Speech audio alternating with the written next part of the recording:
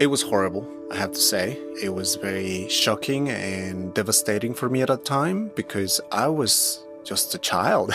I was 20 years old. 20 years old and now HIV positive. I sat down and they said to me, well, your results came back positive, and this means that you're going to have to make some changes in your life. We cannot really tell you how long you're going to live. Wow. You need to stop having sex. You need to really avoid crowded places, and you need to constantly be seeing your doctor, So for you at this point, it was a death sentence, the most terrifying thing in the world. And that was in my mind. That was 22 years ago.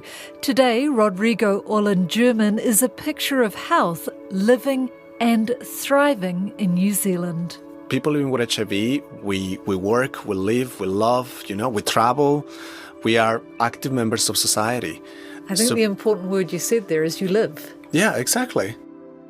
Kia ora, I'm Amanda Gillies, and today on The Detail, living with HIV in 2025. Right now, that's the reality of about 3,500 Kiwis. Today is World AIDS Day and also marks 40 years since the New Zealand AIDS Foundation, now rebranded Burnett Foundation, opened its doors and became the heart of our country's HIV response. That was 2 years after the first diagnosed case here.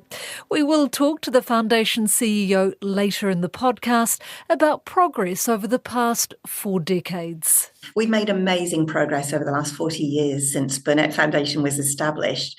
However, we have still got quite a bit of work to do to achieve the HIV Action Plan aspiration of getting to 0 transmissions by 2030 and eradicating stigma and discrimination. But first, Rodrigo's story.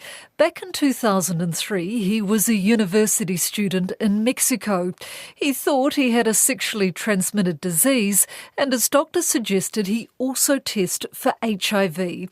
Back then, he had to wait a week for results, and while he waited, he watched the movie Philadelphia about a man who was fired for being gay and having AIDS. Would you accept a client if you were constantly thinking, I don't want this person to touch me? I have a case. I don't want them to even breathe on me.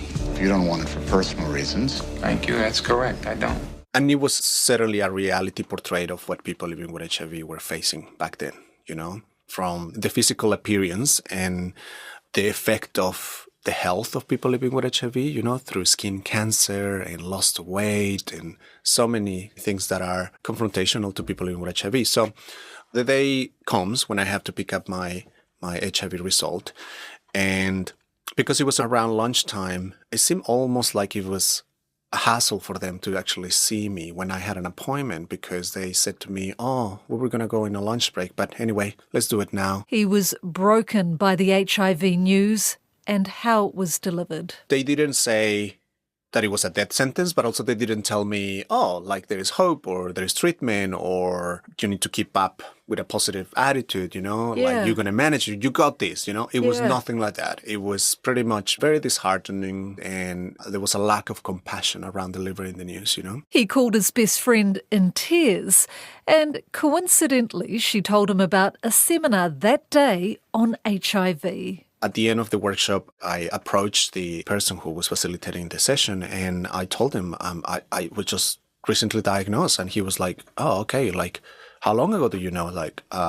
2 hours, 3 hours? Wow. Yeah. And he immediately said to me, look, there is support for you.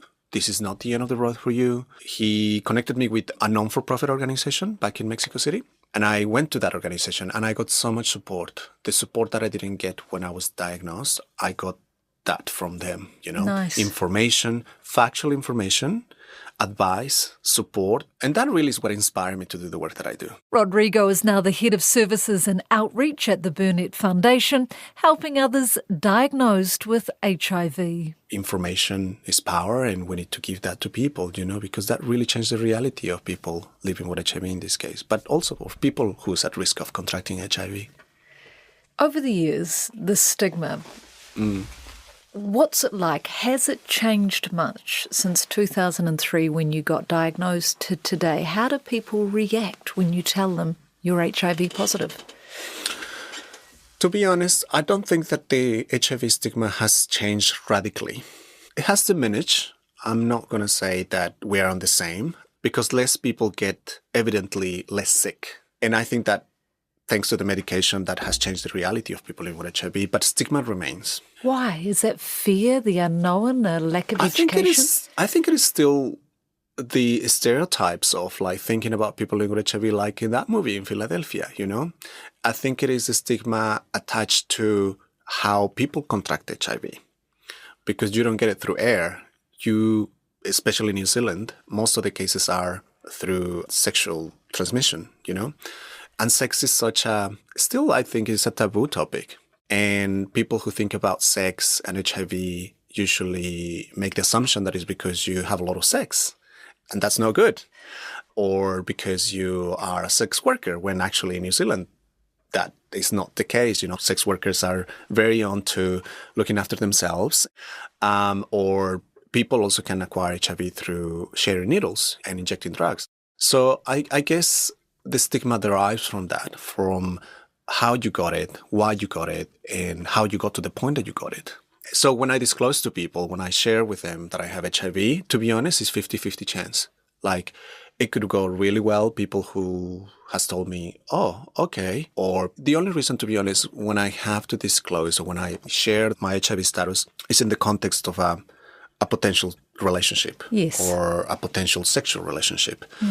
And in those contexts, the times when people have reacted negatively has been pretty bad, you know, like up to, why are you having sex? You should die. You're spreading the disease around. And they have called me in very despicable ways, you know. When I share it in a social context, I guess people probably control themselves a little bit more. However, and because I am obviously doing this interview with you, other times when I have disclosed in media, people who did not know that I had HIV reach out to me, like after they seeing the interview or hearing about it, and have actually reacted negatively, like saying to me, why you didn't tell me you had HIV? And well, obviously that hasn't been pleasant, you know, but here I am coming out in different ways, just for the reason of showing the face, or in this case, you know, showcasing my voice and just telling that I have HIV because it's important. Visibility is important. People go, oh, you know, we shook hands, or I touched him or her, or, you know, set the record straight on how you can catch HIV and how you can't catch HIV.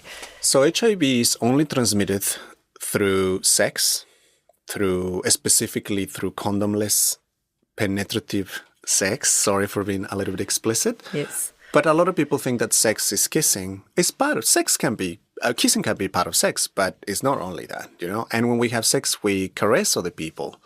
So that's what I have to be really explicit, is through anal or vaginal sex, and when people do not use condoms or PrEP, which we can talk a little bit about that later. So HIV is only transmitted through blood transfusion, through sharing needles, when people who inject drugs use needles and share them with other people. It can also be transmitted if a person is pregnant and they don't know that they have HIV. They can pass HIV to the baby. And those basically are the only ways that you can get HIV. You don't get it through kissing, like not even like French kissing. You don't get it through hugging. You don't get it through touching. You don't get it through spitting.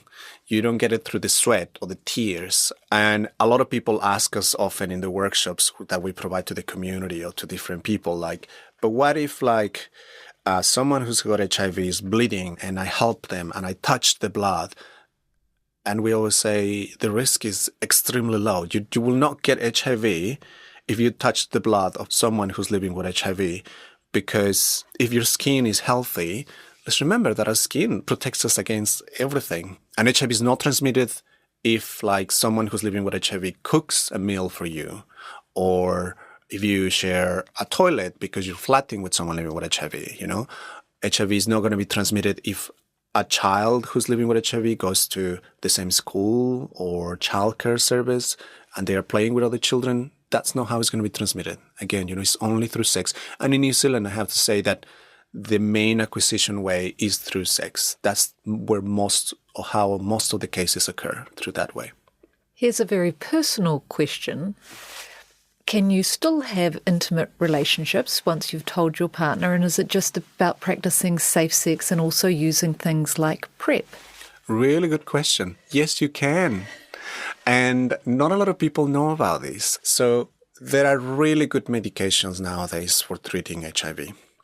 So thanks to those medications, HIV now we can categorically affirm that is a chronic, manageable condition. So when people is diagnosed with HIV, especially in New Zealand, you are linked into care and treatment for HIV. And then after you have started the treatment, it really depends, but in average, in about a month, 3 months, the amount of virus in the bloodstream of people living with HIV, thanks to the medication, reduces to very, very low numbers that actually cannot be picked or counted through the laboratory analysis or blood test that they do to you, which means that a person living with HIV becomes undetectable. And what does that mean? Is that because the amount of virus is so low in the bloodstream that we cannot pass HIV to our sexual partners, even if we don't use condoms or PrEP. Wow. I'll jump in quickly for those who don't know what PrEP is. PrEP stands for pre-exposure prophylaxis. And you take this... And it's a medication yes. that originally was used to treat HIV and still is used to treat HIV.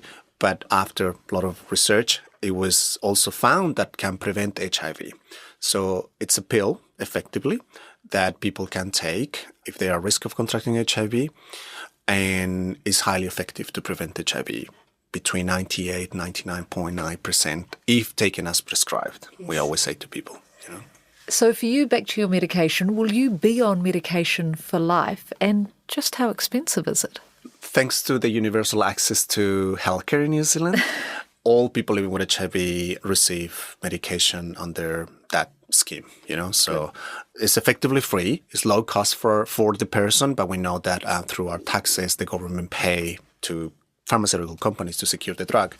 Extensively, it's expensive, you know, for the government, but we do have access to that medication in New Zealand. When HIV patients take effective treatment and then maintain an undetectable viral load, they can't transmit the disease to sexual partners. It's called U equals U.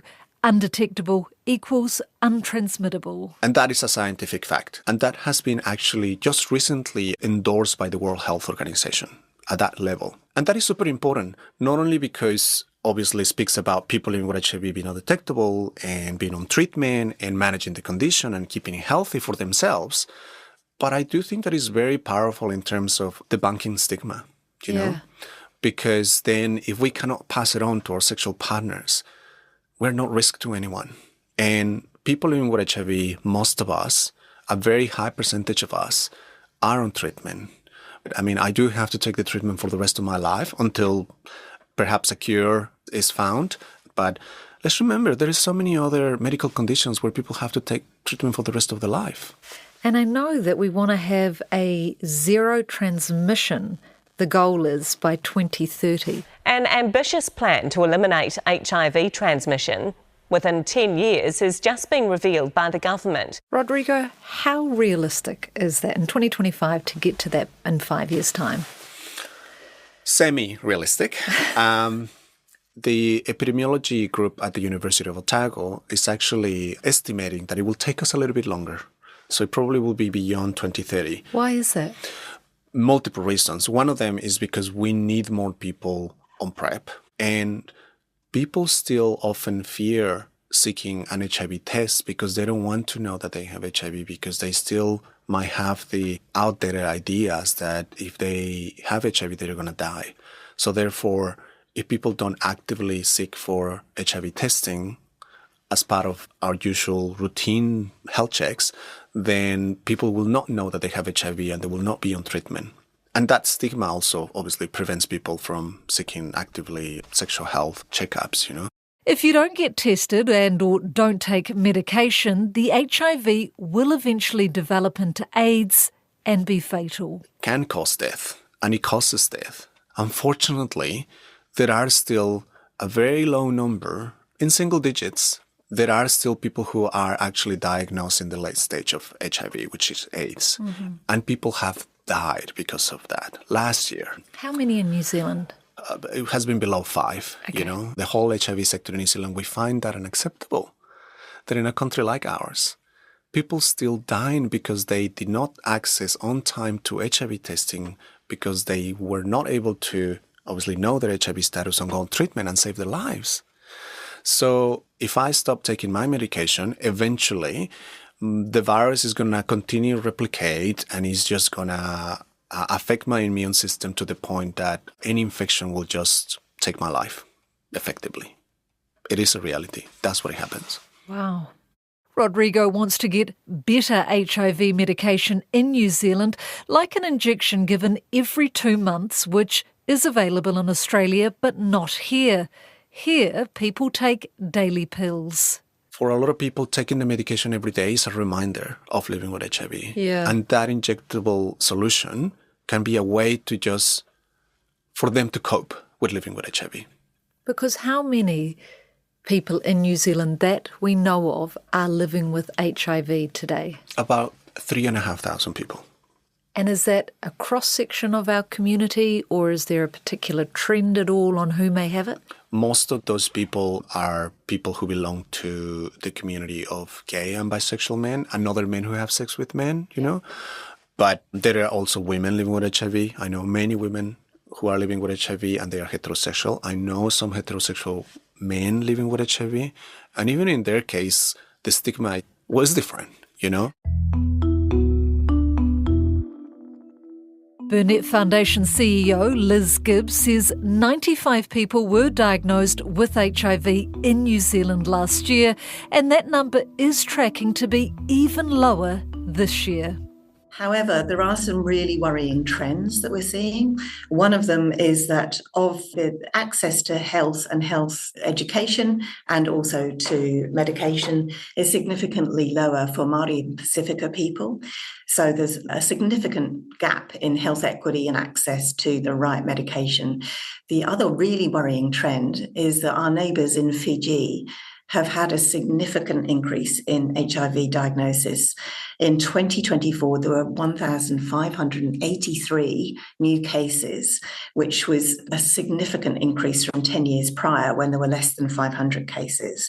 And this worrying trend is significant because we move around a lot in our region across the Pacific. For example, we've got the Regional Workers Programme in New Zealand, and so around 12,000 people from Fiji will be arriving shortly for the Regional Workers Programme for about 5 months. And now the cases in Fiji are largely through sharing needles and lack of access to clean needles. So there's a real need for community-led initiatives to educate and to provide clean needles to those intravenous drug users to reduce the transmission of HIV. So whilst we're making great progress, we've still got quite a bit of work to do, particularly also in that area of stigma and discrimination. For example, we're seeing that 41% of New Zealanders are not comfortable having their food prepared by someone with HIV. And that's based on myths and lack of education around how you can get HIV. And clearly we've got quite a bit of work to do still around educating people around that. She wants the government to sign on to the U=U call to action. Now, this is a global declaration in support of the U=U science and message. Basically, it's a call to get tested, get medication, and get rid of the stigma. The US, Canada, and Australia are among those already on board. We need some political leadership in this space. We're very, very pleased to have the HIV Action Plan, which is a cross-government commitment to getting to zero transmission by 2030. But we do need political leadership in supporting U=U. And also the government has been planning a stigma campaign to eradicate some of the stigma around HIV, which I believe is scheduled to be rolled out next year. However, a lot of it is around when we see stigma and discrimination on the daily, and we all probably see that in different shapes and forms, whether it's around racism or around discrimination against women or different ethnicities. We all need to stand up and challenge that. You have an obligation to do that. And New Zealand's got a proud history of new firsts, achieving firsts globally, like the first nation in the world to give women the vote, for example. So we could absolutely be the first nation in the world to get to zero transmissions by 2030. And as part of that, eradicate or reduce stigma and discrimination against our Takatapui rainbow communities. You guys do incredible work. You're kind of the heart of, the HIV scene in New Zealand. From 40 years ago, when you guys first opened your doors, to today, what's been the biggest change and what's perhaps been the hardest thing? Well, the 90s in London and in Aotearoa and other countries in the world was appalling. Young men and not so young men were dying. And the TV ads back then, like this one from Australia, were confronting. At first, only gays and IV drug users were being killed by AIDS. The fact is, over 50,000 men, women and children now carry the AIDS virus. That in 3 years, nearly 2,000 of us will be dead. And if not stopped, it could kill more Australians than World War II. So the world, thank goodness, has changed significantly because of the development in the pharmaceuticals, which are significantly cheaper and have got greater access there for ordinary people to receive the right diagnosis, the right medication, and then maintain that medication regime. So that's excellent to see. We also have now things like PrEP, which we didn't have back then. But unfortunately, we still see stigma and discrimination against our Takatapui and rainbow communities. And we can change that. We can change that by everyday acts of ensuring people get treated fairly and equitably and with generosity, and that's what builds New Zealand and makes New Zealand such an amazing country. But we do have work to do. The Burnett Foundation has today announced an innovation challenge for entrepreneurs and innovators to come up with AI and medtech solutions to reach the zero transmission goal as quickly as possible. Rodrigo welcomes this, and he says in the 22 years of living with HIV, health-wise, he's been lucky. Luckily, I have never had any issue related to HIV. I'm healthy when it comes to HIV. You look like a picture of health. Thank you. And I'm proud to say that I never been in hospital because of mismanagement of HIV, But that is only the physical aspect of living with HIV. The mental, emotional aspect of living with HIV is something that we need to address much more intentionally and work as a full society, People to informing themselves about what HIV is, the difference between HIV and AIDS. Language is super important, and people often keep referring to people living with HIV as people with AIDS. In my case, I don't have AIDS, Amanda. I am a person living with HIV because I'm undetectable. If I stop taking my medication, I will develop AIDS. I will become really sick, and I will have an illness that I will find that stage in the infection. But because AIDS still carries such a stigmatizing burden, it really affects the way that people living with HIV see ourselves, So language is super important because it really helps us to elevate the mana and the dignity of people living with HIV.